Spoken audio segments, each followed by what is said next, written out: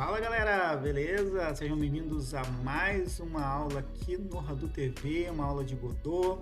Hoje nós vamos ver como é que a gente faz para fazer sequência de comandos, né? Sequência de comandos, para quem não sabe, é quando tu aperta uma sequência de teclas e aí ele faz um comando específico, né? Então dá para fazer isso no Godot. A gente vai usar um jogo de luta para exemplificar aqui, né? Inclusive é um projeto que talvez a gente traga aqui no canal, se vocês tiverem interesse, até deixem nos comentários, né? A gente está refazendo jogos clássicos, né? O primeiro jogo que a gente pegou para fazer foi do Street Fighter, então a gente vai usar ele como exemplo nessa aula. Então, se você está curioso, vem com a gente.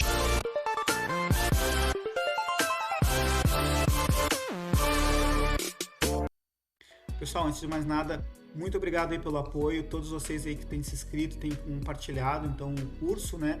E se você caiu de paraquedas aqui, não esqueça de se inscrever, né? Para poder acompanhar as aulas aí e ser notificado sempre que tiver aula nova, tá bom? Então, sem mais delongas, vamos nessa! Bom, pessoal, estamos aqui no Godot, então eu vou dar play aqui no nosso projeto só para a gente ver como é que ele está hoje. Então, vejam aqui, olha só que nostalgia, né? Eu peguei esses sprites são originais da Capcom, né? Então, estou usando apenas com fins educativos. E o que a gente vai aprender hoje vai ser mais ou menos isso aqui, ó, pessoal. Como é que a gente faz para soltar um Hadouken, por exemplo. Ou o Shoryuken também, ó. Certo, pessoal? Então, já vimos agora a tela. Vamos para o código, beleza? Então, assim, pessoal, vamos lá. A gente tem aqui um arquivo principal, né? Onde a gente tem o nosso... Eu tenho o chão aqui e tenho o personagem, ele é colocado dinamicamente, e também os efeitos, ele é colocado dinamicamente, mas o que a gente precisa primeiramente analisar é aqui o código desse arquivo principal, né? Que é aqui que vai estar a mágica acontecendo, certo? Então, assim... Eu vou explicar o código passo a passo e eu também vou deixar ele disponível para downloads, vou deixar o link na descrição, tá, pessoal? Qualquer dúvida, você pode me escrever, pode entrar em contato comigo, ou pelo e-mail que está na descrição, ou deixando um comentário ali no vídeo, certo? Então, pessoal, a primeira coisa que a gente vai notar aqui nesse código é que a gente tem uma lista de movimentos, né?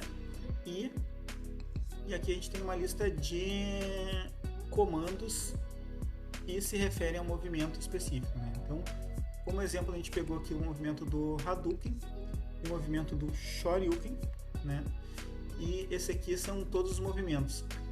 Eu coloquei aqui nesse arquivo ele como exemplo, né? Mas conforme o projeto vai crescendo, provavelmente a gente teria que mover isso aí para um outro arquivo, né? Um arquivo de mapping lá onde vai ser mapeado os comandos, os movimentos de todos os personagens, certo?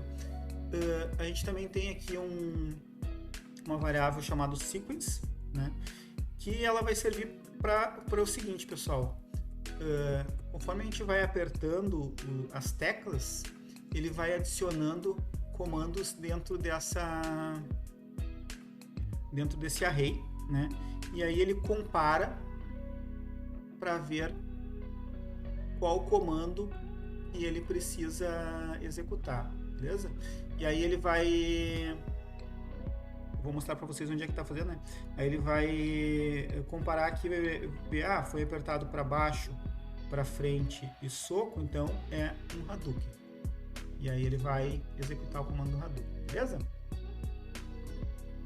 Para que serve o timer, pessoal? O timer serve para o seguinte, como é que a gente sabe que aquele grupo de ações se refere a um comando, né? Então, se eu apertar assim, ficar apertar para baixo, esperar um pouco, apertar para frente, esperar um pouco, apertar o soco, ele tem que dar um Hadouken? Acho que não, né? Então,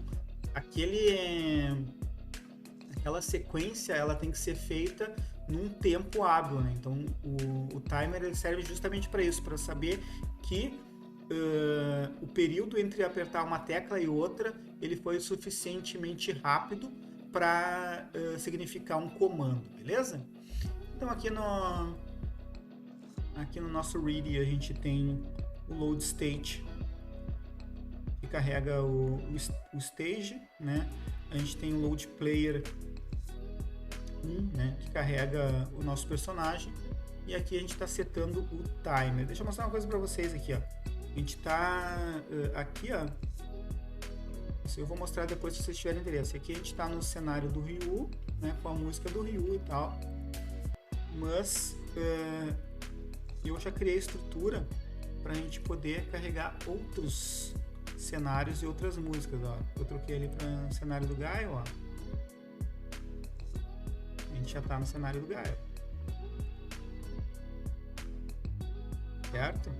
Então o projetinho ele já está começando a andar. Mas enfim, vamos voltar para a aula de hoje, tá? Então, como é que eu disse? A gente vai apertando, eu vou mostrar aqui como é que funciona, ó. Então, a gente tem aqui o método input, que é um método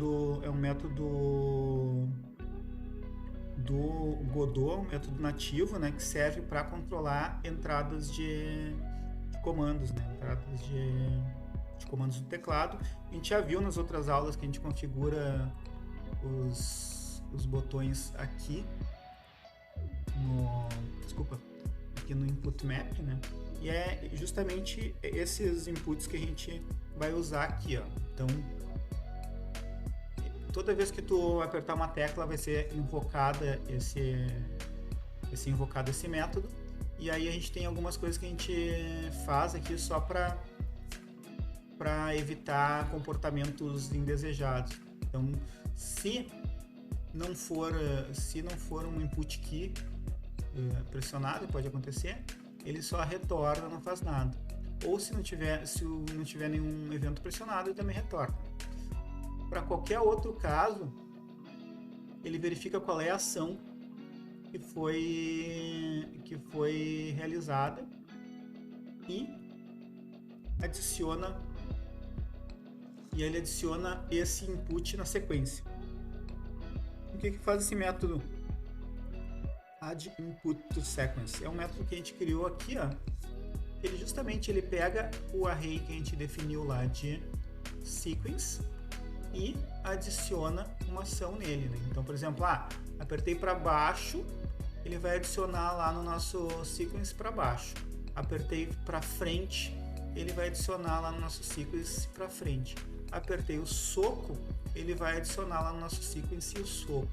Beleza? Uma vez que ele fizer isso,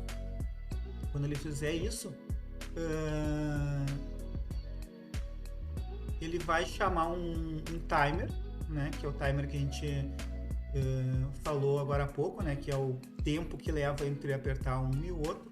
E a gente definiu aqui que em 0,3 segundos ou 1/3 de um segundo, ele vai ser o tempo que ele vai esperar, né? Que é o wait time, né? Esse timer ele também é um objeto do Godot, vocês podem ver na documentação, né? E esse wait time é justamente isso, é o quanto ele vai esperar para finalizar o timer.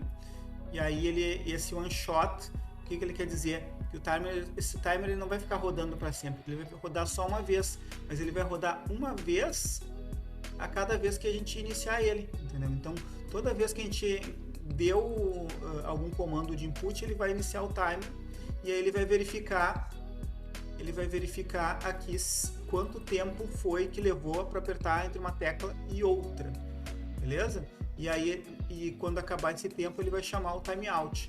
O que vai fazer o timeout? Ele vai verificar a sequência. Agora, check sequence, ele recebe a sequência, né? Que é justamente essa sequência aqui, né? E aí ele verifica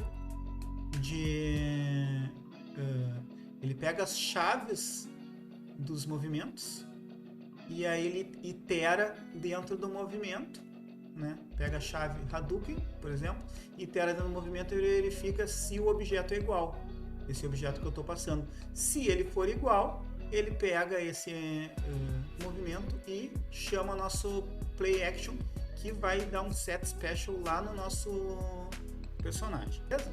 Então nós vamos abrir o personagem aqui, só para ver o que faz o set special. Ó. Set special recebe o especial e ele seta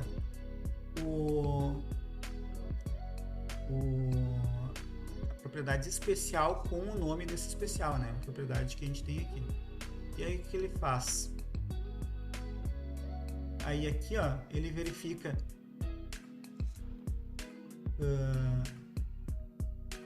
se foi feito algum especial, né? Se ele não está andando, né? E se foi feito algum especial, ele o que ele vai fazer? Ele vai lá no nosso objeto de Sound Effects e vai dar play naquele som e vai dar play também na animação do nosso especial, que a gente já tem ela salva lá. Esse aqui, no caso do especial, ser um Shoryuken. Por quê? Por que acontece isso, pessoal? Porque o Shoryuken ele tem que tocar antes o som para ele sincronizar. O Hadouken ele já faz diferente, pessoal. O Hadouken é assim, ó, ele vai lá na